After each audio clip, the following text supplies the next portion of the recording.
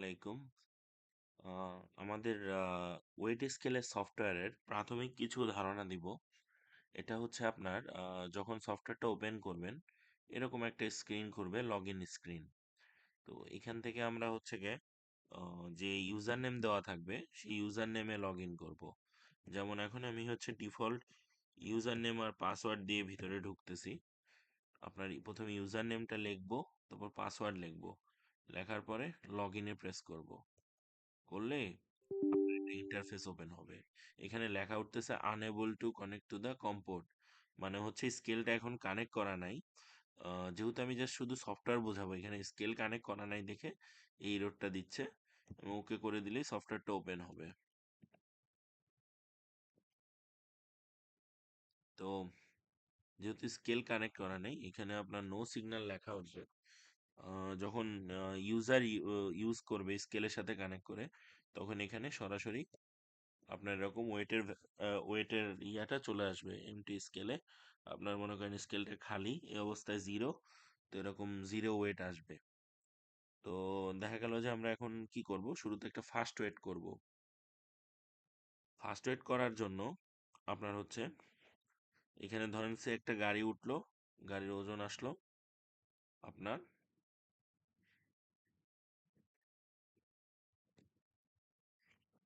5 ton. এখন এই 5 টনটাকে আমি এন্ট্রি নিব। এন্ট্রি নেওয়ার জন্য আমি কি কি করতে পারি, এখানে হচ্ছে আমার ড্রাইভার নেমটা দিতে দিতে পারি। নাম্বার একটা দিলাম টেস্ট।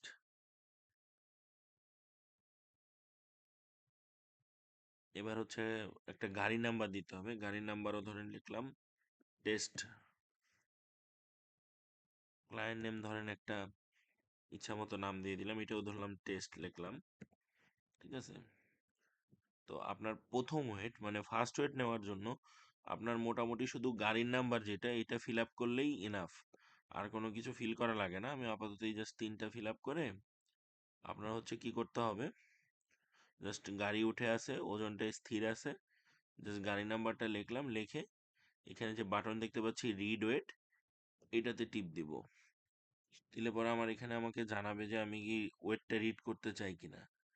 এই ইয়েসে প্রেস করার সাথে সাথে আপনার এখানে দেখবো যে এই যে ফার্স্ট ওয়েট 5,000, টাইম ডেটটা উঠে আছে, টাইমটা উঠে গেছে, এবং ফার্স্ট ওয়েট করার সময় ইউজার নেম যেটা ছিল অ্যাডমিন, সেই নামে একটা ইউজার এন্ট্রি হয়ে গেছে।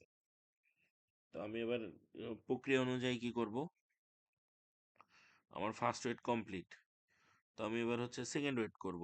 সেকেন্ড ওয়েট করার জন্য ধরেন হচ্ছে গিয়ে ফার্স্ট ওয়েট করা হয়ে গেল।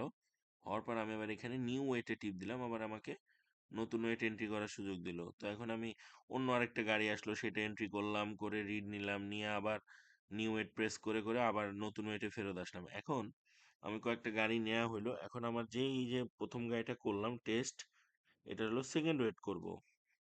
তো সেকেন্ড ওয়েট করার জন্য এটাকে আমার খুঁজে বের করতে হবে, এটা আবার রিকল করতে হবে, রিকল করে এনে তারপর এটাকে আবার রিড ওয়েট দিয়ে সেকেন্ড ওয়েট কমপ্লিট করব। তো প্রক্রিয়াটা হলো, আমার এখানে হচ্ছে রিপোর্ট কোয়েরি বলে একটা বাটন দেখা যাচ্ছে উপরে।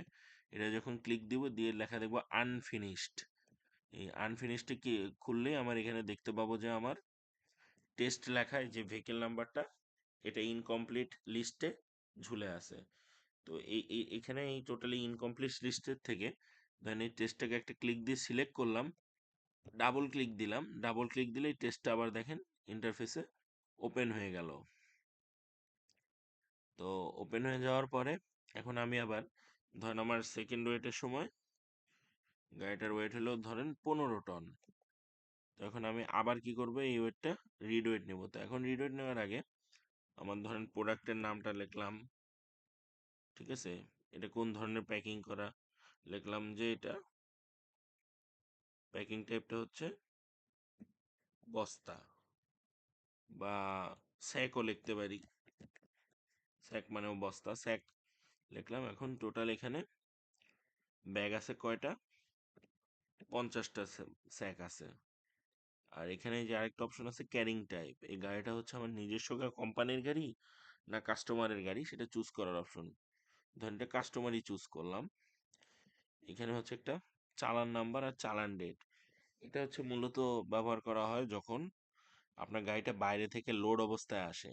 লোড অবস্থায় থাকলে সে একটা ধরেন আপনার ওয়েট স্কেলের রিপোর্ট নিয়ে আসে বা চালান নিয়ে আসে। সেই চালানে কতটুক মাল সে লেখা আছে কি আছে তার চালান নাম্বার এবং এখান থেকে চালানের ডেট সিলেক্ট করে দিতে হয়।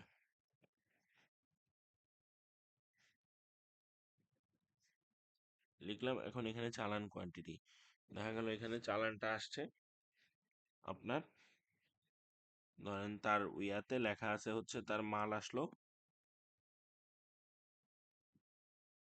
15 টন 10 কেজি, সে ধরো লিখলাম। লিখে আবার সেকেন্ড ওয়েটের রিড নিলাম, নেওয়ার পরে এখানে যে সেকেন্ড ওয়েটও কমপ্লিট হয়ে গেল। হওয়ার পরে এখানে দেখা যাচ্ছে যে second weight 15 ton, time date দুটোই চলে আসছে, সেকেন্ড ওয়েটটা কে করছে সেটাও চলে আসছে। এখন আমার পুরো ওয়েট ট্রানজ্যাকশন নেওয়া কমপ্লিট। তো এখন কি করব, এখন এই দুইটা ওয়েট আমার নেওয়া শেষ হয়ে গেলে এখন এটাকে সেভ ওয়েটে টিপ দিব। এরকম সেভ ওয়েটে টিপ দিলে এখানে একটা মেসেজ শো করবে, data saved now can not be deleted. তাহলে এটাকে আমি এখন যদি ওকে করে দিই, এই ডাটাটা আর আমি কখনোই আপনার রিমুভ করতে পারবো না এবং এটা সেভ হয়ে গেল। এখন এটাকে আবার রিপোর্ট কোয়ারিতে একটু গিয়ে দেখি, দেখেন এখানে আর এটা শো করতেছে না, কারণ এটা সেকেন্ড ওয়েট করা কমপ্লিট হয়ে গেছে এবং সেভ করা হয়ে গেছে। যতক্ষণ পর্যন্ত সেভ করা না হবে ততক্ষণ পর্যন্ত এখানে এটা আনফিনিশডের মধ্যে শো করতে থাকবে। তাহলে যেহেতু সেভ হয়ে গেছে এখন আর শো করতেছে না। এবার আমার এই যে কমপ্লিট, এটাকে এবার আমি প্রিন্ট করব। এখানে একটা দেখেন সেভ পিডিএফ অপশন আছে, এটা টিপ দিলে আপনি এই ডাটাটাকে এই কম্পিউটারে যে কোনো জায়গায় পিডিএফ আকারে সেভ করে রাখতে পারবেন। তাছাড়া আপনি হচ্ছে এখানে প্রিন্টে টিপ দিবেন, print current ID, print scale report দিলে পরে আপনার কাছে এরকম একটা অপশন খুলবে। এখান থেকে আপনি দেখে নেবেন যে আপনার সব ঠিক আছে কিনা, সব ডাটা সব ঠিক আছে কিনা।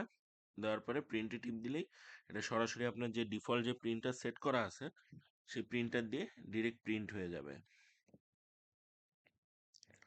আচ্ছা, আমরা মোটামুটি এটা লাগে একটা রেগুলার ট্রানজ্যাকশন। এই ট্রানজ্যাকশন এরকম একটা এন্ট্রি নেওয়া হয়ে গেলে আবার নিউ এর টিপ দিবেন, আবার সব ব্ল্যাঙ্ক হয়ে যাবে, আবার নতুন একটা গাড়ি এন্ট্রি দিতে পারবেন। ধন্যবাদ।